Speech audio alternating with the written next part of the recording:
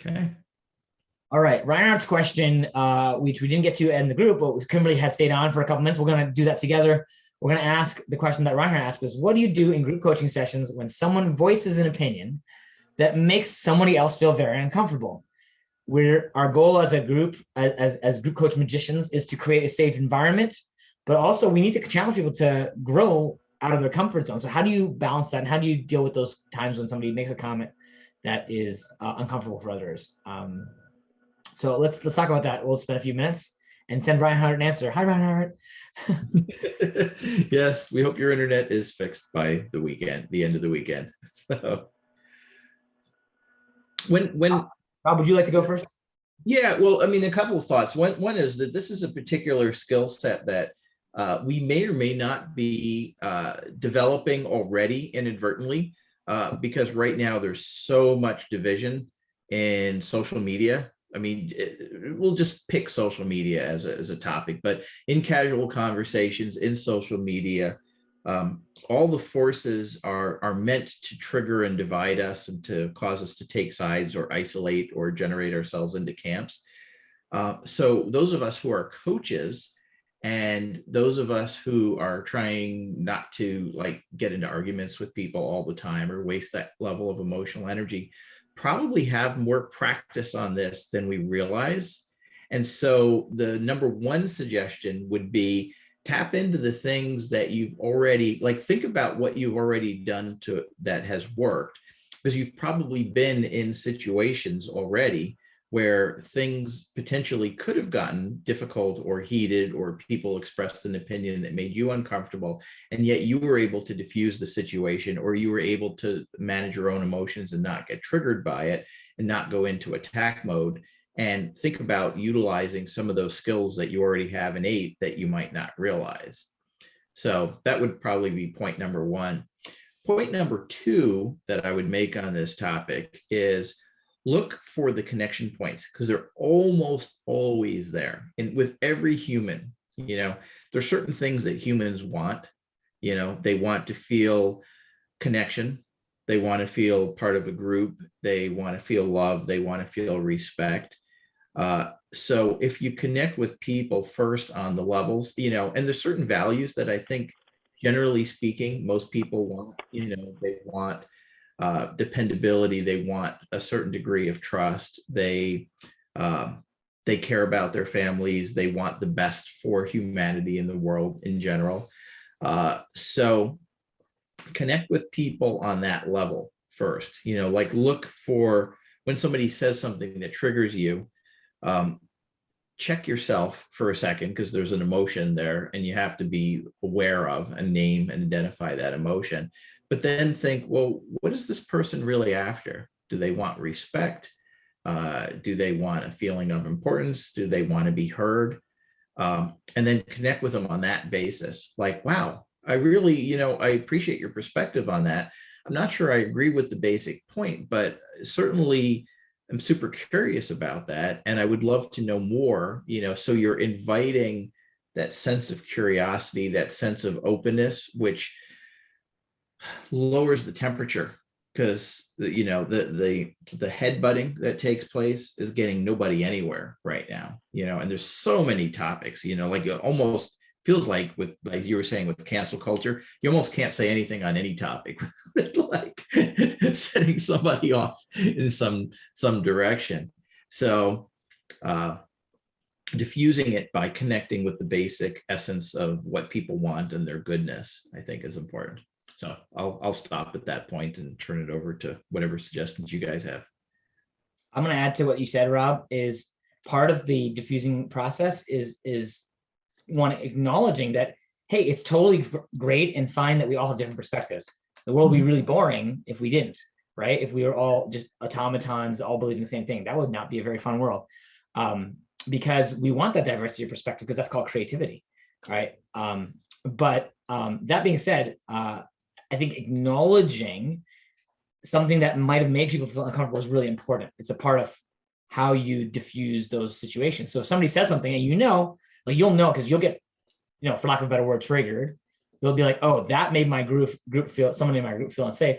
You can immediately address it and say, like, hey, not everybody may agree with that, but what we're talking about is this. You can also redirect it, right? So I like to focus on this piece of it. And then at least you've normalized that, that's not necessarily, you're not speaking for everybody. You can say that. And everybody will hopefully know what you mean when you say like, hey, whether or not you agree with this, the more important part of what we're really getting at is this, and you can redirect the conversation back in a safe way. So you've acknowledged it, and people are like, oh, we're not going to let that fly in this group, right? So there's different ways to do that. One is acknowledging it, and one is saying, hey, I know several people have different opinions. How many people think this is a passionate topic we all have different opinions on? And everybody puts their hands up, and then you're like, okay, so everybody's cool. Like that wasn't the voice of the group, and that like it's okay for that person to have that opinion, but it's not really. We're not going to. So then you say we're not talking about that here. What we're talking about is this. So then you can sort of talk about what we are going to talk about, because going into that particular thing might not be conducive, and sometimes it is, as Rob said. Maybe you need to explore that a little more, depending whether it's relevant to the purpose of the group, right? So those are opportunities to either acknowledge and move past it, or to dive into it, depending what your group is set up for. Thank both of you. So can you hear me? As I listened to Rob and then I listened to Daniel, I'm like, yes. So as the leader of the group, right? As the facilitator, as the person leading all of this, there's two things that came up for me even as Reinhard asked the question, which was, how do you know that what somebody said has made other people in the group feel uncomfortable? Like, I went there first. How do you know that? Or is it more true that what somebody said made you uncomfortable? Like or that you fear that it makes other people uncomfortable. I always have to check that first. Not that it's not valid, but I might respond from me, wow, that is so interesting. Like, that's my go-to when I get triggered, right? That is so interesting, that perspective.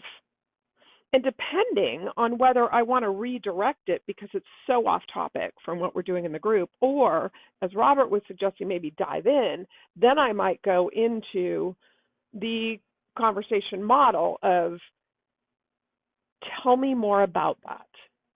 Describe that to me. And now I'm taking on that uncomfortableness for the group. It's just, I just don't know exactly what situation is. And sometimes, I just might say, wow, that's so interesting. Like Daniel said, how many of you have a thought on this? Great. Let's move on. It's like it can be that weird, but it's like your job is like, is this in the sandbox that we're playing in? Or is somebody just throwing something out there because they don't they're just freewheeling and spinning out and all that kind of stuff. And you watch the group, or somebody says something really I'm dealing with that right now. So I've got someone who's pretty abrasive, actually. And, on any given moment, I decide whether or not it's even going to get acknowledged, or is it an opportunity to maybe break down a little bit of the walls. So it's a finesse, almost a finesse moment. And I think it's a good question, because it's an elevated coaching question. I don't know if that was helpful or not, but that's my 2 cents. You made me think about two things. One is the mastery of this actually a leadership skill. So if you're a group coach, if you're watching this video, you are a group coach.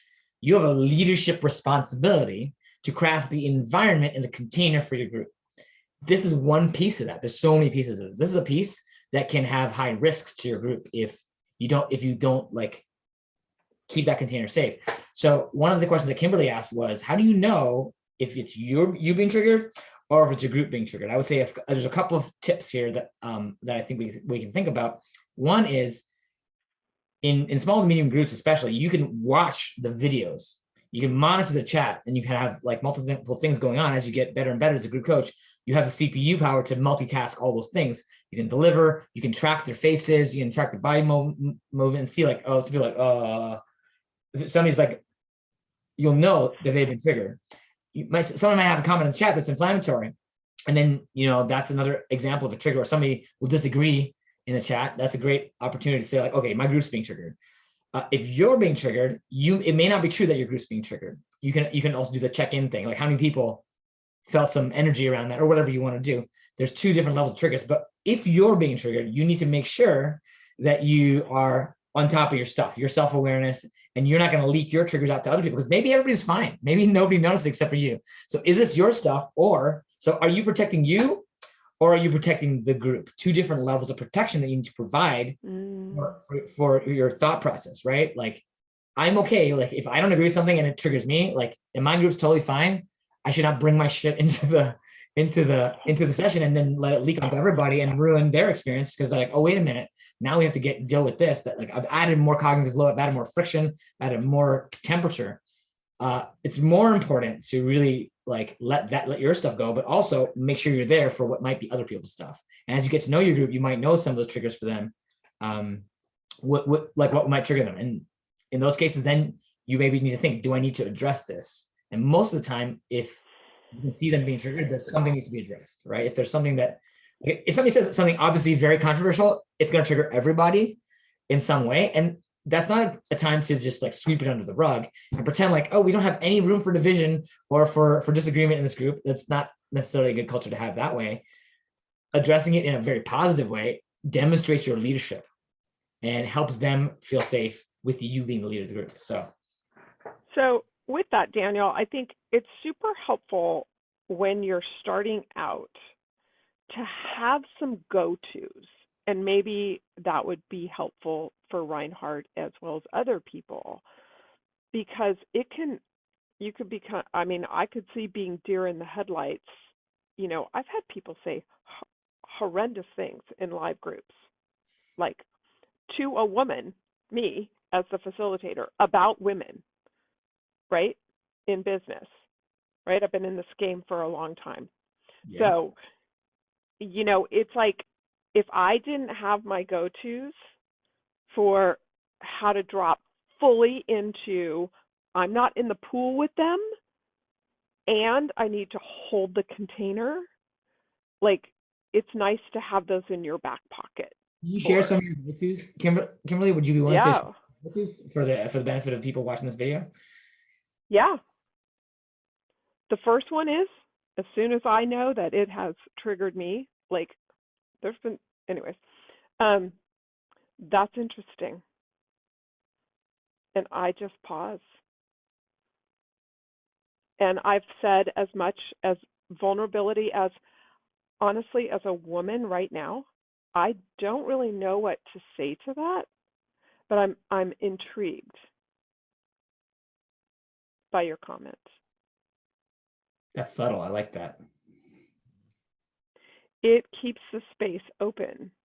And it is that's interesting is one of my favorite go-tos to stop my trigger. I actually train my leaders on this.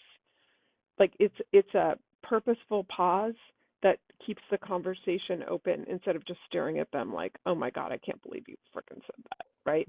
So like, so that, I would say that that's my number one. And then the other, that's kind of it. I have one. That's it. That was like, actually, how many do I have? I have one. There's actually 3 in there. That's interesting. And then what I love that you did was, as a woman, you're actually representing any other women who might listen, or anybody who is thinking about women right now because of what was said. As a woman, you can share something like that. Like, I'm intrigued. I'm intrigued. So there's 3 things you said. Like, that's interesting. So you didn't disqualify the comment. So you left that person open to change. And you said, as a woman, it's like draws attention to the fact that they've targeted you somehow, or targeted women, right? And then, and you go, if it's not you, then you say, for the women in this group, I'm intrigued, right? And then the third part is like, I'm curious, I'm not going to shut you down, but I do want to acknowledge that there's something about this that hasn't been addressed. And then the fourth thing you did actually is the pause. And let that sink in, right? So there's like several things you're doing in that go-to move that is really powerful. Yeah, thank you. I mean, I hadn't thought about it because, it's 20 years ago that I had my little cheat sheet in my back pocket. So I guess it just happens. But I think it's nice if it's a concern to come up with a helpful one-liner for yourself that keeps the space open, doesn't shut down the conversation, doesn't shut down the other person. And, it also signals that, there might be another perspective on that. Yeah, it's Okay. subtle signaling. If you don't get it, you can make it more explicit. But Rob, you have anything more to add here? Yeah, I've got a couple of things. One is, from a group coaching perspective, if you have created a culture at the beginning of the session where you're saying, how do we want to show up for each other? How do we want to treat each other? How do we want to behave in this? You can go back to that conversation and say, oh, just as Kimberly was saying, that's interesting. How many people here? So you could actually do this because it actually does have the effect of changing the behavior without calling the person, wrong and terrible. It's like, how many people here feel that would be, is that the way we want to show up? Is that something that the way we want to be treating each other in this situation? And if everybody's like, no, actually, we don't want to be doing that, then the person who started down that path, basically just got told by everybody else in the group, it's like, yeah, we don't really want that here. So that's very useful for them to know, because that leads into the second point, which is if you have somebody who's habitually dropping bombs in a group coaching session and creating that kind of tension, your job is to guide them to change that behavior or exit the group. It's not okay. Like one of the fastest ways to destroy a group is to allow that situation to go unanswered. And I think, as Daniel said, your job as a leader is to address those situations. There are guardrails and there are behaviors that are unacceptable. And if people consistently, I wouldn't say, as soon as somebody says a particular word or makes this particular statement, they're banned immediately. I think that's where the cancel culture and all the judgment goes along with it. But if they consistently do something and can't change, where they're making the other members of the group feel unsafe, you risk the entire group by allowing that behavior to continue. So take it super seriously. Rob, yeah. Say your 3 questions again. How do we want to treat each other? How do we want to show up for what were your 3?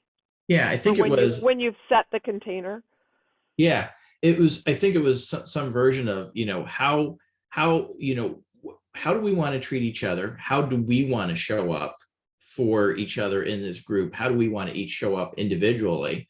And what is or isn't okay for us within the context of this group? Like what have we decided collectively? It's not the leader saying this is acceptable behavior. What have we decided collectively is acceptable? Because every group is going to have standards. Yeah. Yeah, and I loved your, I'm responsible for that. And so I'm with intact teams, right? So I can't kick somebody out, but I can go to the president and say, we need to have a sideline. You need to have a side conversation about behavior. But anyways, love it. And there's also opportunities for individually, if it's so important to you for this person to change, that might be a one-on-one opportunity, a conversation that you have with them, and maybe more than once for an intact team, especially. So just to help them along because they're not getting it yet. Yeah, and it's not activities, as Rob said, is a good, powerful way to do it too. To reinforce, like the group culture creator that we did in session 2 of Surefire is a great activity to reinforce. And if that's happening, maybe do that again. Well, can I barge ahead to what I got out of this? Yeah. Before you do that, Rob, okay. Did you have a last comment? I didn't want to cut you off. Oh, sorry. Oh, yeah. Well, one of the final comments that I had might have just escaped my mind. I'm sorry. It'll come back. Can you barge ahead or can you forge ahead? I don't know. What's that? Forge ahead? Forge ahead. Yeah. I think the point was, when you don't necessarily want to make the person feel wrong, like when you did this, that was bad, or you were a bad person for it. The point is, what I've observed, so you're just saying, when I've observed you do this or say this, I've noticed that it has this effect on people. So what you're doing is you're just making a statement, not that the person is wrong, bad, but you're saying, I've noticed when you make comments about this, when you say, I'll just say gals, like when you say gals in a situation, I've noticed that some of the other women are feeling uncomfortable, in that situation, so maybe it's something you want to be aware of, because I'm sure that's not the effect you're hoping to have. And then the person's like, oh, okay, I didn't realize. So you're not saying, you should stop saying that, you're wrong, you're bad for saying that. The obvious. So Rob, what's beautiful about that I just want to underscore really explicitly as you're talking about that you can share with the person a behavior that they're doing Mhm. that is having this effect that they might be unaware of. And because it's a behavior, it can be altered. Yeah. So it's not because the color of their hair is bothering people, something that really they can't change. I guess they can, but you know what I mean? It's like, it's not their core person. It's a behavior, and I always come at it from nobody's shined a light there, right? So they're just unaware, because very few people are true assholes. So All right. I love that. That was a great discussion. No, this is a really, really fun topic. I can't believe we actually ended up spending 20 minutes on this at least. So, but it's such a great topic. And I think this is a great topic for group coaches, but also for just coaches too. Like this is actually about being a leader in your life, really, and how to handle conflict and things. So it's really more of a life skill, which is life, like group coaching is really also like life skills, to be honest. Right. So, all right, Kimberly, what did you get out of this? Let's forge ahead. Guess what the three questions are that this group is going to work on when they do the rotation. Yes, from our earlier question that we were. Yeah. That's amazing. So because they haven't done that. I did future visioning with them, right? So our mind map is who are you growing into as a team? So I haven't done this. I'm like, boom, perfect. Reliability, it ties in. I'm like, yes, you just planned my session for me. Breakouts now have a topic. That's great. I love it. Oh, so good. So good. Yeah, fantastic. All right, great. Fantastic. Thank you. yeah. Thanks, Reinhardt, for asking a really great and powerful question. Thank you, Reinhardt. I'm going to stop the recording here because that's playing.